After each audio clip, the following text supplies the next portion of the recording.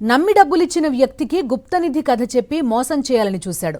బంగారం రాళ్లు ఉన్నాయని నమ్మించి చేతిలో కంకర్రాళ్లు పెట్టాడు.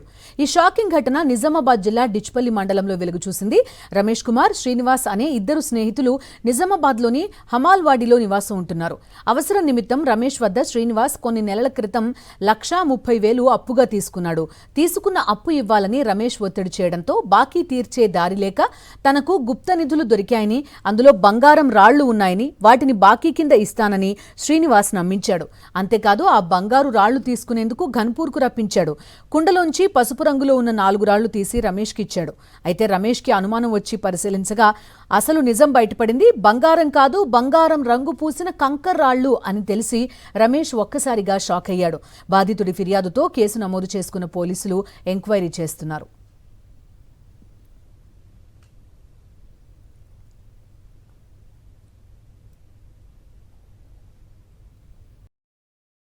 మరిన్ని అప్డేట్స్ కోసం ఛానల్ ను సబ్స్క్రైబ్ చేయండి. నోటిఫికేషన్స్ కోసం బెల్ ఐకాన్ పై క్లిక్ చేయండి.